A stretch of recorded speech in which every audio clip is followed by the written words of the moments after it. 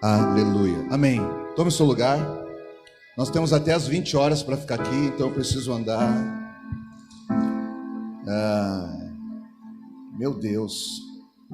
Os irmãos têm uma graça ao natural, sabe? Sabe quando está cheio de Espírito Santo assim? Hoje o pessoal aqui, cada pessoa que subiu aqui, meu Deus. Eu vou dizer, eu cheguei meia boca aqui, eu fui cheio pela vida deles. E agora eu já me sinto cheio do Espírito Santo. Porque às vezes assim, tem dia mal, tem dia que você não está bem, tem dia que você está chateado, tem dia que você está amargurado, tem dia que você está angustiado, tem dia que você está com o coração triste, tem dia que você não quer. E sabe o que é ser crente de verdade? É você não precisa esconder isso. Você pode ser você mesmo.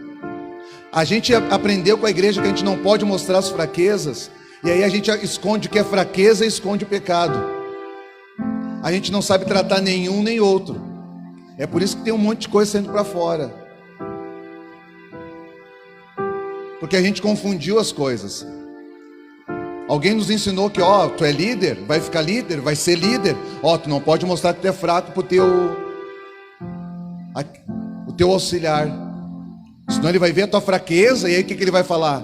Pois é, Jesus no Getsemane, quando ele falou assim, gente, acorda aí, me ajuda a orar, intercede por mim, que o negócio está pesado. O que Jesus estava fazendo ali? Eu não estou chamando Jesus de fraco, eu estou falando que o momento ali era complicado. Era um momento de fraqueza, mas não recuou. Venceu. Até Jesus pediu ajuda. E nós queremos mostrar uma coisa, o quê? O super crente. Irmão, isso aí não existe. Não esconda a sua humanidade. Sabe o que é humanidade? É tudo aquilo que você manifesta a partir do seu ser emocional. Isso é humanidade. Então tem dia que a gente não está legal. Não esconda também o seu pecado. Claro, não mostre para todo mundo, mas traga a luz para tratar isso. Amém? Eu queria que você abrisse a sua Bíblia no Evangelho de João, capítulo 3. Nós precisamos ler junto isso. Porque talvez você nunca leu essa passagem. Abre aí no Evangelho de João. Eu estou vendo que os irmãos estão com a Bíblia de papel. Irmãos, é isso aí. Nós vamos usar a Bíblia de papel. O celular é bom, o tablet é bom. Claro, às vezes não dá tempo, né? Mas assim, a Bíblia de papel. A Bíblia fala sobre não remover os marcos antigos. As pessoas vão ter que ver, voltar a ver nós com a Bíblia na mão. A Bíblia de papel. Irmãos, nós estamos vivendo num tempo que, se você estiver caminhando na rua, com a sua família, a Bíblia debaixo do braço, não se apavore, não se surpreenda se alguém abordar você para falar, me ajuda, porque ele vai ver em você, um lugar de socorro. Esse é o tempo que nós vivemos.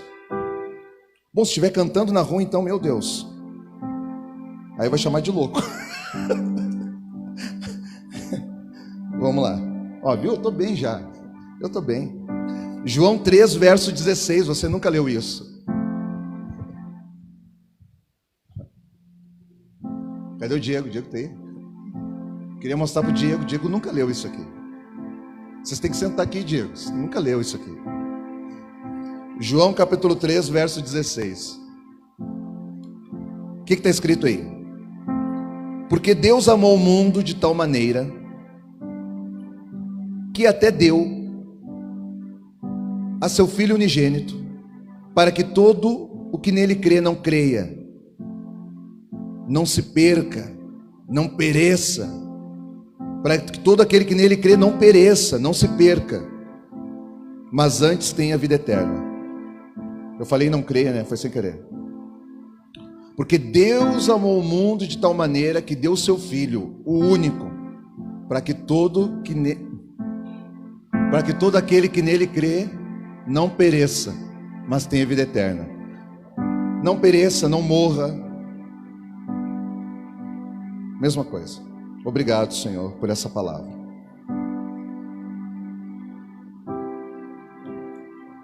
quero falar um pouquinho aqui do amor de Deus. Amém?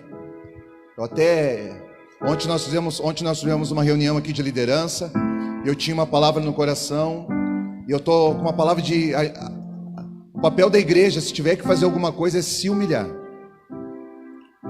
Não é um tempo de fazer muitas coisas, mas se tiver que fazer alguma coisa, é se humilhar. E eu estou com isso no meu coração. A igreja vai ter que se humilhar. Ela vai ter que se arrepender diante de Deus. E na live ontem à noite, tive uma live pastoral que eu faço a partir da minha casa. E eu falei sobre humilhação e arrependimento. Falei sobre 2 Crônicas 7,14. Se o meu povo, que se chama pelo meu nome, orar, me buscar e se converter dos seus maus caminhos. Essa palavra aqui, conversão. Se tem conversão, tem arrependimento. Porque não existe conversão sem arrependimento. Pastor, da onde que tu tirou? Então para eu me converter, eu tenho que me arrepender. Eu não posso me converter sem me arrepender. Não pode. Porque João veio falando, arrependei-vos, arrependei-vos. Jesus veio falando, arrependei-vos. Por quê? Porque está próximo, é chegada a vós o governo de Deus. Então, se tem conversão, tem arrependimento envolvido. E eu estou nessa pegada, é a pegada da igreja. E aí ele diz assim, e se converter dos seus maus caminhos, então eu ouvirei do céu. Ouvirei do céu. Perdoarei os seus pecados e sararei a sua terra. Irmãos, isso aqui tem uma ordem: ouvir, perdoar e sarar. Quando Deus perdoa, automaticamente Ele já libera a cura. Você não viu quando Jesus chegava nas pessoas? A tua fé te salvou, os teus pecados estão perdoados. A pessoa automaticamente era curada. Ele não precisava falar assim, a tua fé te salvou, seja curado. Não, quando ele liberava perdão, também já liberava cura. Porque no perdão de Deus já está a graça que opera a cura em nós. Mas antes de liberar perdão, você sempre vai ver que alguém chegou e se prostrou e adorou. Alguém chegou diante dele e pediu ajuda. Irmãos, essa posição é uma posição de alguém que está se humilhando diante de Deus. A própria mulher do fluxo de sangue, que ela falou, se eu tocar na orla da vestimenta dele, eu serei curada. Ela acreditou que seria curada. Por quê? Porque ela ouviu falar que Jesus estava andando, não somente curando, mas perdoando o pecado daqueles que eram os pecadores. E quando a manifestação de perdão, a cura é liberada sobre a nação, a igreja precisa se arrepender. Gente, isso é sério. A igreja precisa se humilhar diante de Deus. Nós precisamos falar, Deus, nós erramos. Nós erramos. Nós não te representamos, nós erramos. E nós queremos voltar para ti. Nos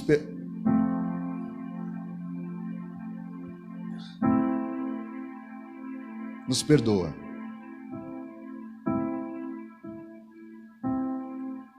Me perdoa. Por quê? Porque eu errei. Quando Ele libera perdão sobre a minha vida, Ele também ministra o meu coração. Ele sara, Ele cura as minhas emoções.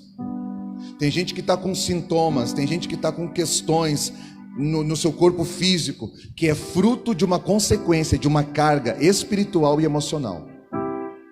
Irmão, fisicamente, o que pode acontecer, se você não bateu em algum lugar, se você não se machucou, tendo atrito com alguma situação, objeto físico, o teu corpo pode estar cansado de algum trabalho braçal, esforço físico.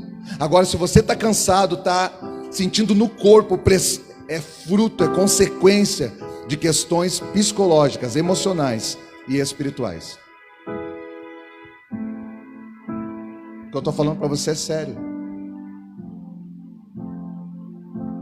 Está cansado? Sabe por que você está cansado?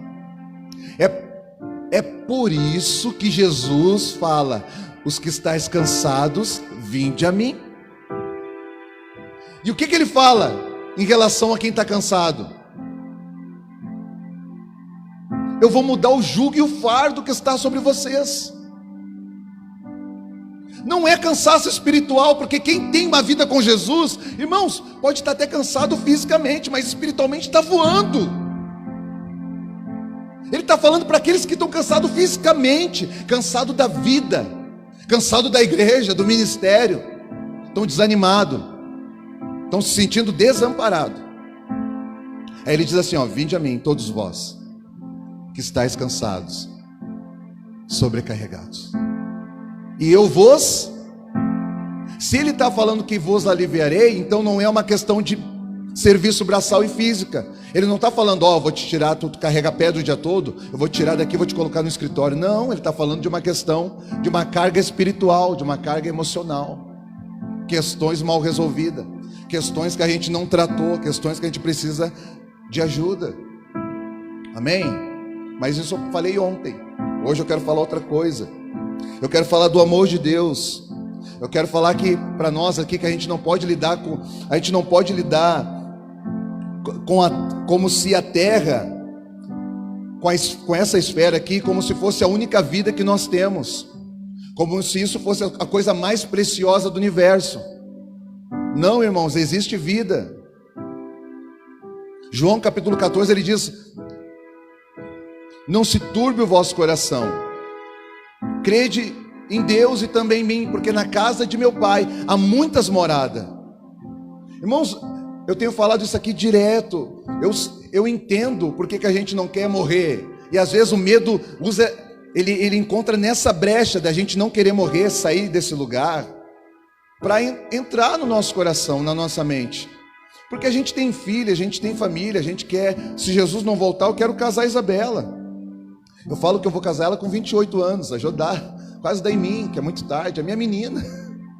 O Isaac eu falei, pode casar com 19. Tô brincando. Mas a gente quer o quê? Desfrutar da família. Tá errado isso? Não, não tá errado. A gente tem amigos, a gente tem irmãos, a gente vive também essa vida. Nós somos seres emocionais também. Faz parte de nós, do nosso ser. Deus nos fez assim, não tem nada errado. Então qual é o problema? O problema é que a gente fez dessa esfera a nossa única vida, como se fosse tal. Não, irmãos. Não tem problema você querer viver a vida, você querer desfrutar a vida, mas você tem que entender que você desfruta tudo isso no propósito de Deus, não fora do propósito. Porque quando você está no propósito, o próprio propósito te guarda.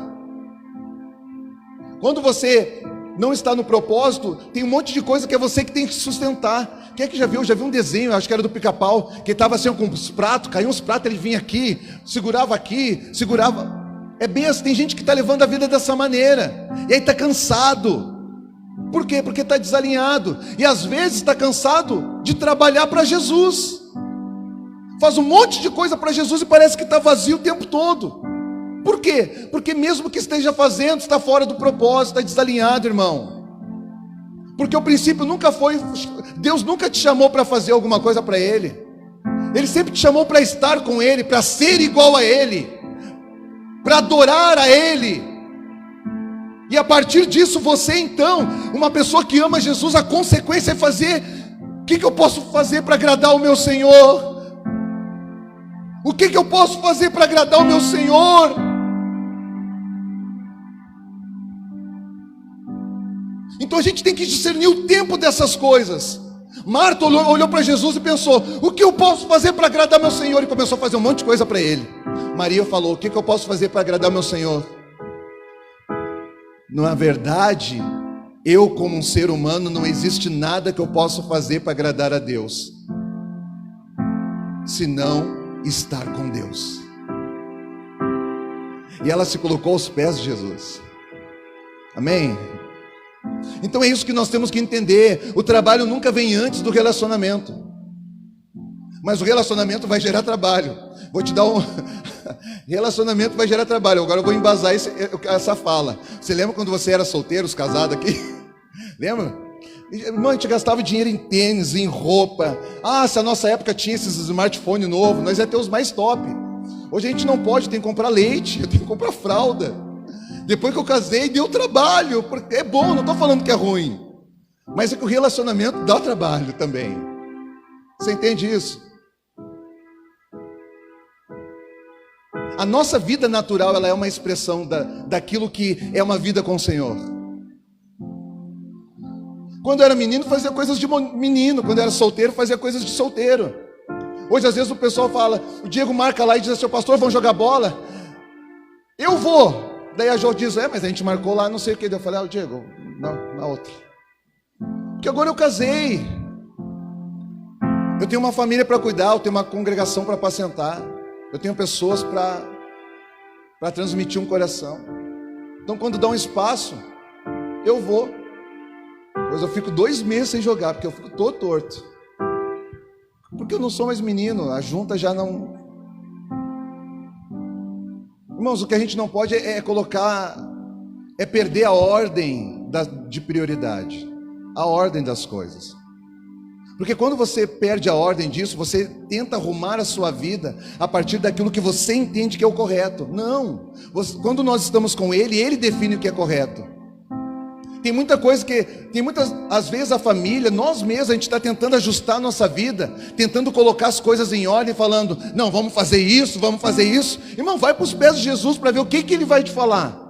Ele vai falar, para com tudo, para. Vai ler a Bíblia, vai orar, vai ter um tempo comigo. E o outro tempo, pega os teus filhos e vai para a pracinha. Mas eu não vou mais trabalhar na obra. Ei, a tua família é a obra de Deus.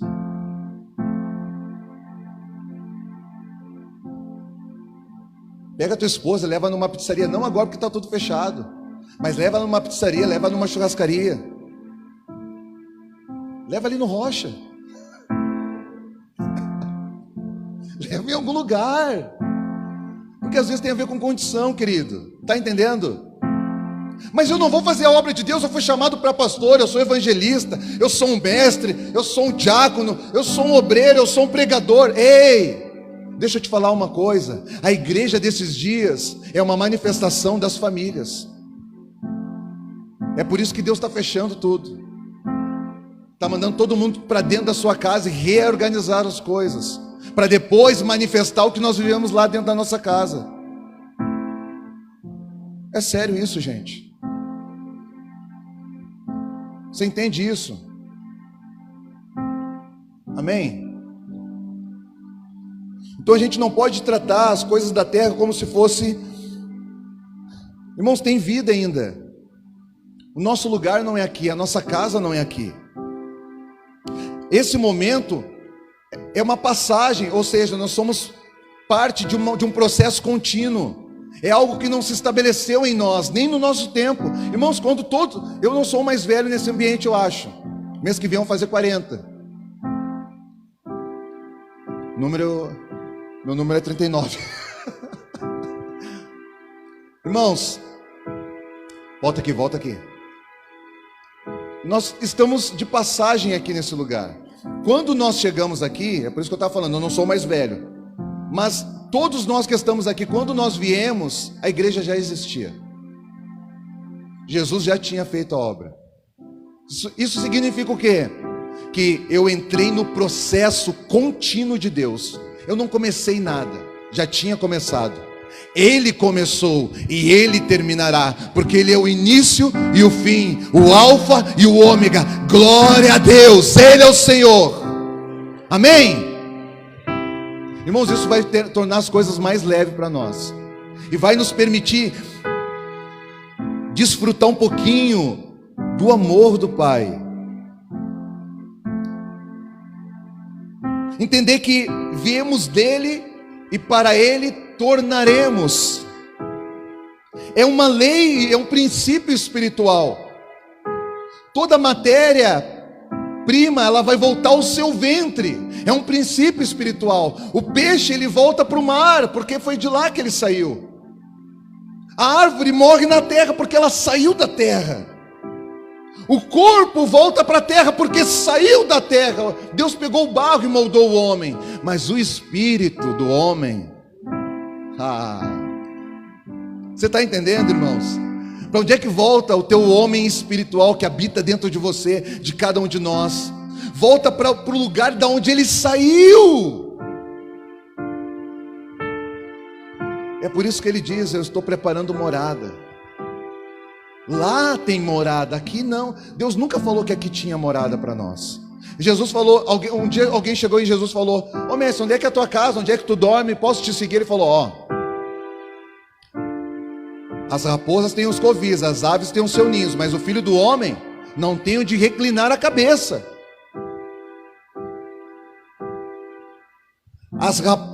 As aves têm os seus ninhos, as raposas têm os covis, mas o filho do homem não tem onde reclinar a cabeça. Ele estava falando em dois sentidos. Primeiro, físico. Eu não tenho uma casa física. Ó, eu moro na rua tal, número tal. Por quê? Porque ele é dono de tudo, ele é o Senhor. Senhor significa dono. Ou seja, todas as casas são minhas. Por isso que ele falou assim: ó, hoje eu vou ficar na tua casa, Zaqueu, vamos lá. Porque a tua casa é minha. Irmão, tem gente que ainda trata algumas coisas como se fosse dele. Zaqueu entendeu: pode entrar, Senhor, porque tudo é dele. Amém? Agora o outro lado que ele falou é: o filho do homem não tem onde reclinar a cabeça. A igreja ainda não tinha nascido, porque Cristo é o cabeça da igreja. Ou seja, não existe um corpo ainda para que eu possa me assentar e governar a partir dali. Não tinha um corpo, igreja estabelecida.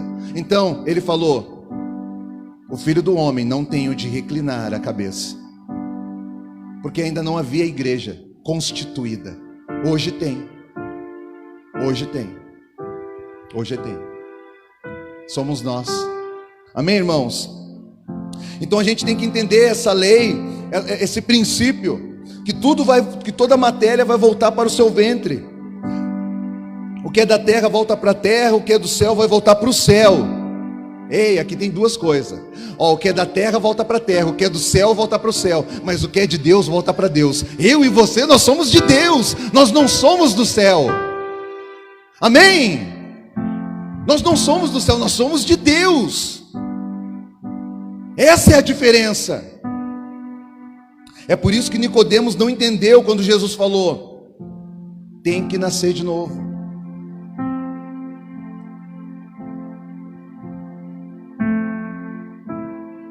Para ver o reino tem que nascer de novo. Aí Nicodemos falou: como é que eu vou voltar ao ventre da minha mãe? Pode um homem, mesmo sendo velho, tornar a entrar no ventre da sua mãe? Ele não entendeu, mente terrena. Jesus falou: filho, eu estou falando do homem espiritual que habita dentro de você.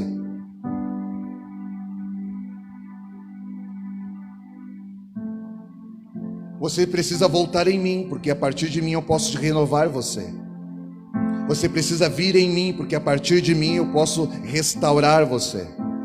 Você precisa ver em mim, porque quando você vem a mim, eu reconcilio você com o Pai novamente. Aquilo que se perdeu em Adão é reconciliado novamente na pessoa de Cristo Jesus. É ninguém vem ao Pai, não é vai, é vem ao Pai. Olha lá, está escrito. João 14:6, 7. Ninguém vem ao Pai. Aqui, o Pai está aqui dentro. O Pai está aqui. Então, irmão, não fica procurando o Pai nos lugares aí, você não vai encontrar. Você não vai encontrar. Não fique procurando uma coisa que está fora. Não fique procurando fora uma coisa que Deus colocou dentro de você. Propósito está dentro de você. Vida de Deus está dentro de você. Sentido, o que vai dar sentido à tua vida está dentro de você. As chaves que vão abrir as portas que você até hoje não conseguiu abrir, está dentro de você. Sonhos que não se realizaram estão dentro de você, mas a realização está fora de você. É por isso que nós temos que entrar num lugar no coração do Pai. Os sonhos estão dentro de nós, mas a realização está no Pai. Os propósitos estão dentro de nós, mas a consumação está dentro do Pai. Você entende isso, irmão? A vocação está dentro de nós. A chamada está dentro de nós. Mas o exercício está, e o fluir vem do Pai.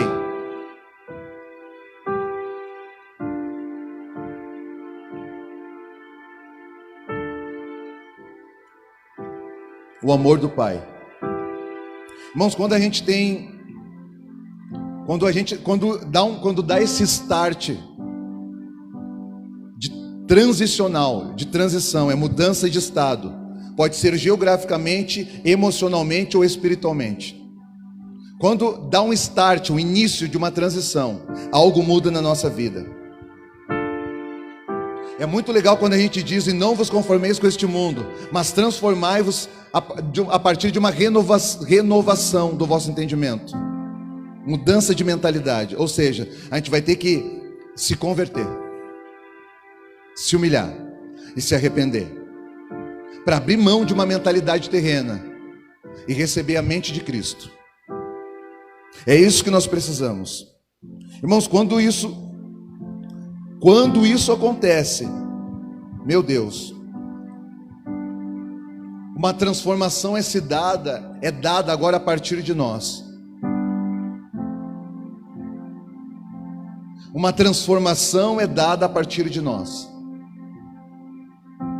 É como se fosse o princípio das talhas. Qual é o princípio das talhas? Lembra da boda de Caná? O casamento lá, o primeiro lugar que Jesus fez seu milagre, as bodas de Caná. Lembra? Qual é o princípio para que algo pudesse ser transformado, acontecer lá? Qual era o princípio? Porque o vinho tinha acabado. Irmão, o vinho da Babilônia uma hora sempre vai acabar.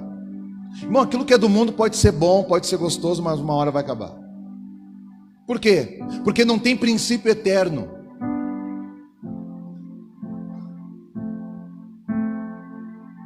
Só tem início e tem fim, mas não no contexto de eternidade.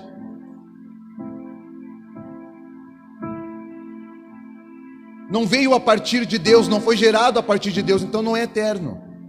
Vai acabar. Tem muita alegria que vai acabar.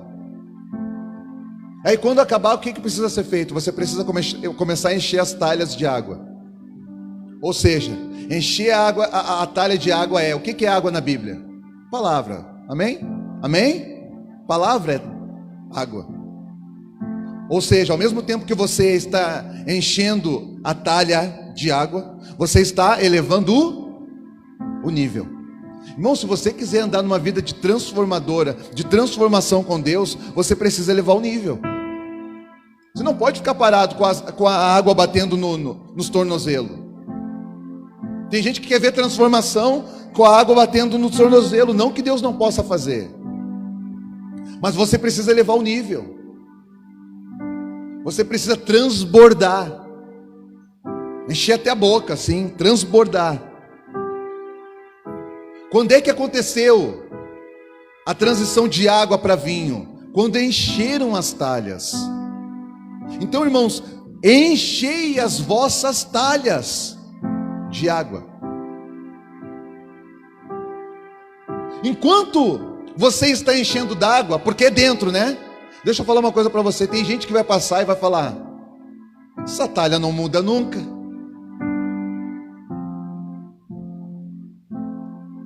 Tem gente que vai olhar e vai falar assim: ó, larga essa talha de mão, para que botar água aqui dentro? Não muda nada, não muda nunca. Continua enchendo de água. Mas eu estou vendo que não mudou nada. O que está adiantando tu ir ler a Bíblia? O que está adiantando tu ir no culto lá?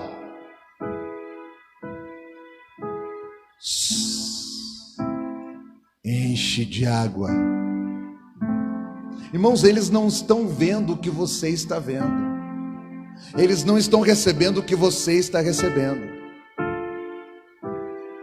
Porque as pessoas são assim, elas falam. Mas quando Deus fizer uma transformação na tua vida, todo mundo vai querer degustar um pouquinho desse vinho gostoso que está dentro de você. Todo mundo vai querer. Quem te viu passar da prova e não te ajudou, graças a Deus a gente tem um coração como o de José. Esse é o momento, que é o que Deus, nós estamos fazendo isso. Existe também essa transição, e esse processo de transformação vai acontecer.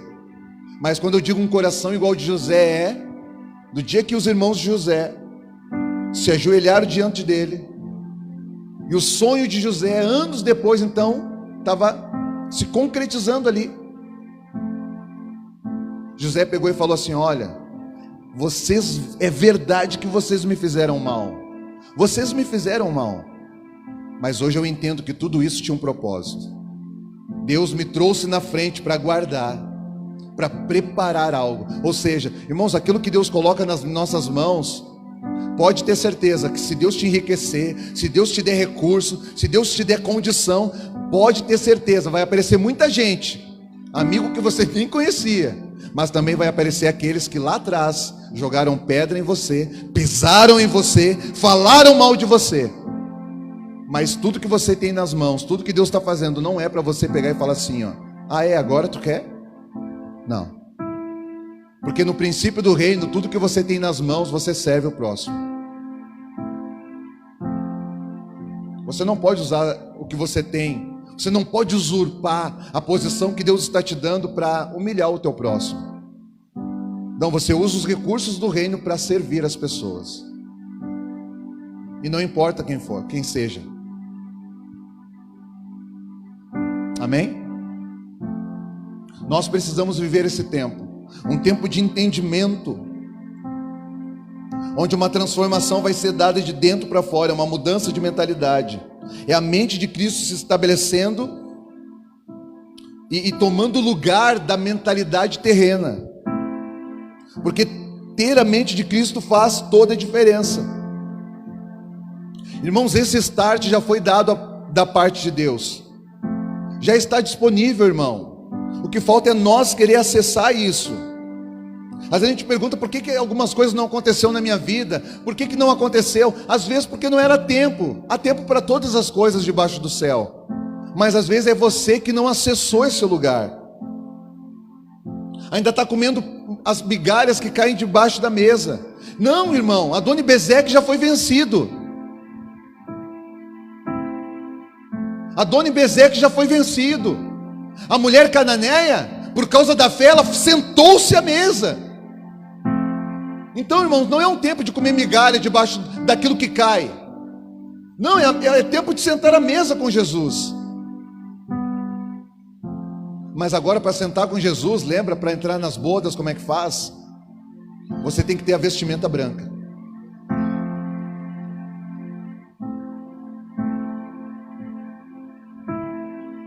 Transformação é bom, mas santidade é necessário, é essencial.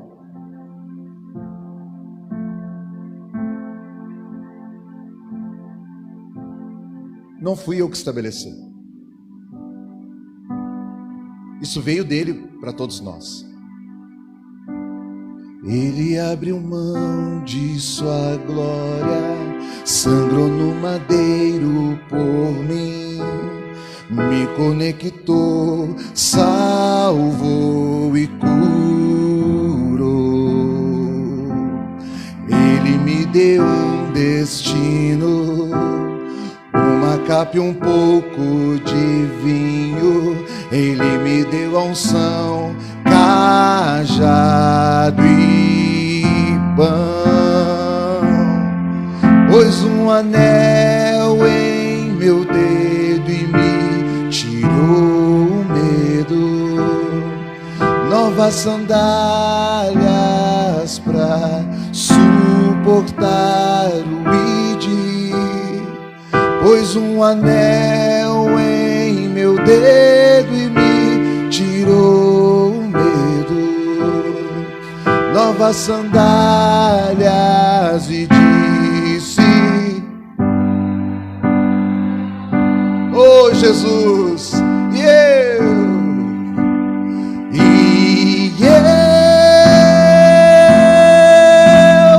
me despedi dos meus pais, queimei as carroças e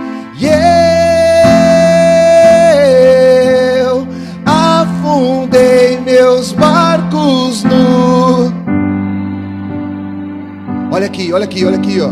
É isso que eu estou falando. Nós não podemos tratar Jesus como se fosse a segunda opção. Sabe o que é queimar todas as coisas? Afundar os barcos no cais, sabe o que é? É fazer assim, ó. Pá! Eu vou e vou. Não há saída de emergência. Ele é o único caminho. Se você não entrar nesse nível com Jesus, irmão, você vai ter que tirar todas as cartas que estão escondidas na manga. Vai ter que fechar a porta de emergência, chavear, pegar a chave, jogar do lado de fora e seguir reto com Ele. Não tem saída. Você vai ter que caminhar reto com Ele. Mas pastor, e se tiver obstáculo? Vai ter, deixa eu já te falar, vai ter. E se tiver batalha? Vai ter também. E se tiver aflição? Vai ter também. E fome? Vai ter também.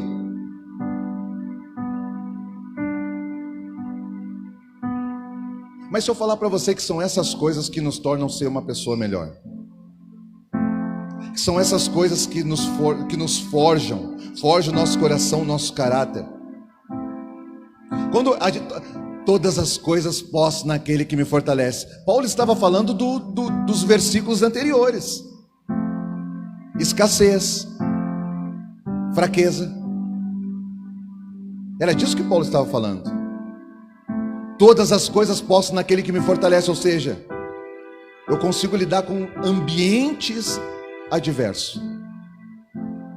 Era disso que Paulo estava falando. Então, irmãos, tem que caminhar. Talvez vai chegar algum momento, em algum lugar, que você vai ver. A Bíblia ela fala de duas passagens que o mar ou o rio se abriu, né? Lembra? A primeira é na saída, no Êxodo. O povo está saindo do Egito. Moisés bate com o cajado. Ah, não, fala outra também. Elias e Eliseu. Quando Elias passou e Eliseu voltou. Fala dessa também. Fala de quando Josué está para entrar na terra prometida. Os sacerdotes que carregavam a arca da presença, quando eles colocaram o pé na água, a água se abriu. Tudo se abriu. Elias bateu com o manto, se abriu. Eliseu pegou a capa, bateu com o manto. Cadê o Deus de Elias? E se abriu. Moisés bateu com o cajado e se abriu. Irmãos, nós vivíamos num tempo que tudo que nós precisávamos, Jesus, abria. Agora a gente vai ter que aprender a passar por cima, porque quando a água se intrometeu no caminho de Jesus e ele queria chegar no barco, a água não se abriu. Ele saiu caminhando sobre as águas. Esse é o nosso tempo. A gente vai ter que aprender a caminhar sobre as adversidades. Mudou a movimentação. A gente ainda está com aquela mentalidade que Deus abre essa porta. Irmão, arromba essa porta. As portas do inferno não prevalecerão. É a igreja que vai para cima. É você que passa por cima. Irmão, você acha que Jesus não podia abrir tudo aquilo lá? Bom, se ele abrisse tudo aquilo lá, eles aqui tudo indo terra seca, né? Estavam no barco. Não, caminha sobre as águas. Mudança de mentalidade.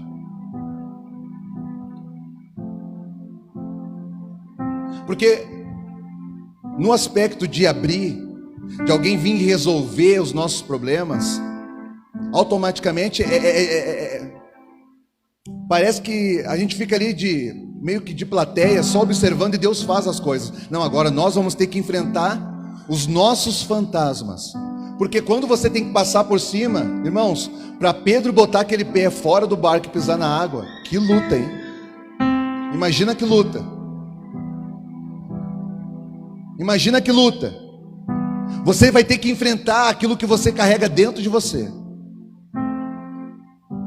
Porque no processo de encher a talha, enquanto não se tornou vinho, ainda é água. Ou seja, você vai ter que crer na palavra que está dentro de você. Porque depois que virar vinho, aí é vida. Aí você vai mesmo. Mas enquanto não vira, você vai ter que acreditar nessa palavra. E eu sei que você carrega uma palavra. Como é que tu sabe que eu carrego uma? Porque você está aqui. É por isso, eu sei. Nós estamos aqui por causa de uma palavra. Amém? Então a gente vai ter que encarar a si mesmo, vencer os nossos fantasmas e começar a andar nesse lugar. É vencer o conflito que está se dando na mente e no coração.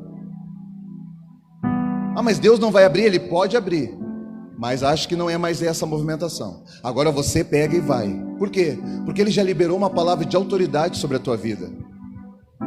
Amém?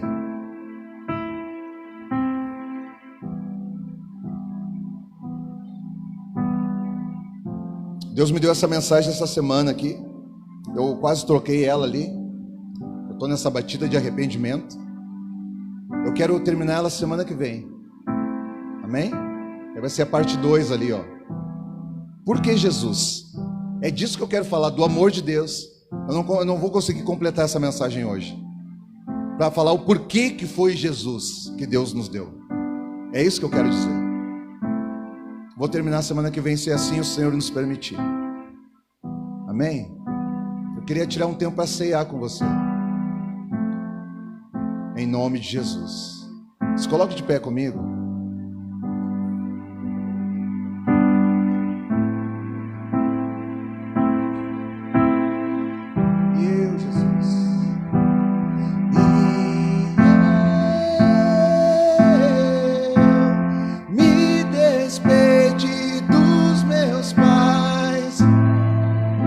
Espírito Santo,